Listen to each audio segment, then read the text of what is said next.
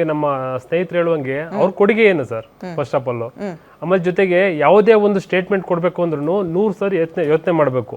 ಅದು ನಿಮ್ಮ YouTube channel ಏನೋ ಒಂದು ವ್ಯೂಸ್ ಬರುತ್ತೆ, ಒಂದು ಕಮೆಂಟ್ ಬರುತ್ತೆ, ನಾವು ಲೈವ್ ಅಲ್ಲಿ ಇರ್ಬೋದು, ಒಂದು ಕಾರಣಕ್ಕೋಸ್ಕರ ಏನೋ ಸಿಕ್ಕಾಪಟ್ಟೆ ಒಂದು ವೈರಲ್ ಆಗ್ಬಿಡುತ್ತೆ ಕೆಲವೊಂದು ವರ್ಡ್ಗಳು ಯೂಸ್ ಮಾಡಿದ್ರೆ ಅಂತ ಸ್ಪೆಸಿಫಿಕ್ ಆಗಿ ನಾನು ನೋಡಿದ್ದೀನಿ. ಅದೆಲ್ಲ ಎಂಟೈರ್ ಇದು ಸ್ಪೆಸಿಫಿಕ್ ಆಗಿ ನೀವು ಆ ಕಾಂಡೋಮ್ದು ಬಗ್ಗೆ ಇರ್ಬೋದು, ಕಬಾರ್ಡ್ ಬಗ್ಗೆ ಇರ್ಬೋದು, ಏನೇ ನಿಮ್ಮ ವೃತ್ತಿಲಿ ನಿಮ್ಮ ಈಗ ನೀವು ಏನು ಮಾಡಿದ್ದೀರ ಕಂಡ್ರೆ ಇಂಡಸ್ಟ್ರಿಗೆ, ನಿಮ್ಮ ವೃತ್ತಿಲಿ ನಿಮ್ಮ ಕೊಡುಗೆ ಏನು, ಫಸ್ಟು ನಾನು ಕರೆಕ್ಟ್ ಇದ್ದೀನಾ. ನಾವೊಂದು ಅಲಿಗೇಷನ್ ಇನ್ನೊಬ್ಬರು ವ್ಯಕ್ತಿ ಮೇಲೆ ಅಲಿಗೇಷನ್ ಮಾಡಬೇಕು ಅಂತಂದರೆ ವಿತೌಟ್ ಪ್ರೂಫ್ ಹೆಂಗೆ ಹೇಳ್ತಾರೆ? ಈಗ ಹಂಗಾದ್ರೆ ನೀವು ಹೇಳಿದ್ರಲ್ಲ, ಈ ಒಂದು ಉತ್ತರ ಕೊಟ್ರಲ್ಲ, ನಾನು ನಿರ್ಮಾಪಕ ಸಂಘದ ಒಬ್ಬ ಸದಸ್ಯನಾಗಿ ನಾನು ಕೇಳ್ತೀನಿ, ನೀವು ಇದುವರೆಗೆ ಯಾರ ಜೊತೆ ಗುರುತಿಸ್ಕೊಂಡಿದ್ದೀರಾ? ಅವರು ಇದೇ ರೀತಿ ಮಾಡ್ತಾರಾ? ಇದೇ ಪ್ರಶ್ನೆ ಬರೋದು. ಅದು ಇದೇ ರೀತಿ ಮಾಡಿದ್ರೆ ಹಿಂಗ್ ಬಂದಿದೆ ಅಂದ್ರೆ ನೀವು ಯಾವ ಹೀರೋ ಜೊತೆ ಓಡಾಡ್ತೀರಾ, ಹಾಗಾದ್ರೆ ಅವರಿಗೆ ನಿರ್ಮಾಪಕರು ಈ ಸೌಲಭ್ಯಗಳನ್ನ ಒದಗಿಸಿದಾರಾ, ನೀವು ಅದು ಗಮನಕ್ಕೆ ತಗೊಂಡಿದ್ದೀರಾ, ಅದನ್ನ ನೋಡಿ ಇಲ್ಲಿ ಸ್ಟೇಟ್ಮೆಂಟ್ ಕೊಟ್ರಾ?